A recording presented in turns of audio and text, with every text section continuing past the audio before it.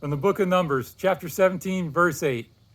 The next day, Moses entered the tent and saw that Aaron's staff that represented the tribe of Levi had not only sprouted, but had budded, blossomed, and produced almonds. Well, that's a nice verse. I picked that one to memorize because it reminds me of where that type is found, the type and antitype. In the Bible, sometimes it uses types. So that God took something that was dead, a walking stick, a staff, a piece of wood that was long dead. He took that and made it come to life. It sprouted and budded and blossomed, produced almonds.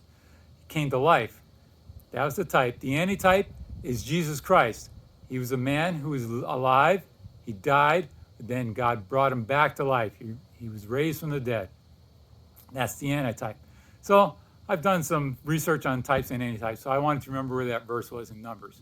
But you kind of got to know the whole story. Let me take a minute and explain this to you. The writer of Jude mentions the rebellion of Korah. And when you're reading through the New Testament and they mention stories in the Old Testament, it's good to go back and be familiar with them. Well, the book of Numbers is the time that the Israelites are making their way across the wilderness to the Promised Land. It's taking them a long time. Along the way, Korah, who was a family leader, he was a Levite, but he was a family leader, and he had two other family leaders with him. They led a rebellion. So they brought with them 250 council members, and they all approached Moses and Aaron. They were challenging the leadership of Moses as their leader and as Aaron as the high priest. Well, let me cut this short because it's about 2 chapters long. This was not a right thing to do. So basically, Korah and those other 2 men and their families were standing by their tents with their wives and children, animals, all their possessions.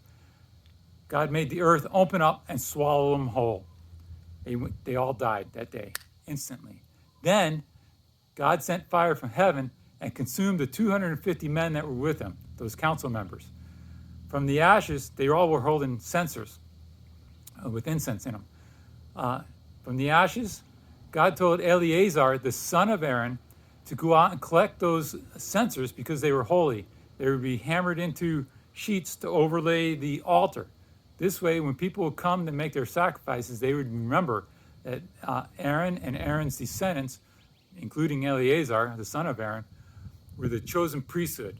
So they were authorized to make sacrifices for the people, to God. Okay, so he does all this. You would think that would settle the leadership issue, right? No. The next day, the whole assembly gathers again. We figure there was a couple million or more, probably more than 2 million people. They come the next day, after all these things happen, and they're still grumbling and complaining about the leadership of Moses and Aaron. Well, God sent the plague to the people. They start dying right there. And Moses tells Aaron, go grab your censer, fill it with ashes from the altar, and go out and make atonement for these people. So he runs out. Apparently some of these people were dying and some were still alive. The plague is spreading through the crowd. He runs out and stands between the living and the dead and makes atonement and stops the plague. That day, 14,700 people died. Finally, the Lord says, okay, Moses, gather the leaders together. So he grabs the leaders of each one of the 12 tribes. And the Lord said, take their walking stick, their staff, mark their name on it. Take all 12 of them, put them in the tent of meeting. That's where the Ark of the Covenant was. He says, leave them overnight. And whichever one sprouts will be the representative of the man that I choose to be priest. It's going to settle the issue once and for all. Oh, the people must have agreed. They agreed because that's a miracle. To take something dead and bring it to life. Yeah. Number 2, if they didn't agree, they would probably be struck dead in some other kind of way. So they agreed. Moses puts the 12 staffs into the tent. Then we come to this verse, Numbers 17:8. The next day, Moses entered the tent and saw that the staff of Aaron, which represented the tribe of Levi, had not only sprouted, but had budded, blossomed, and produced almonds. Quite a miracle indeed. All right. Well, there you go. Thanks for listening, and may the Lord bless you.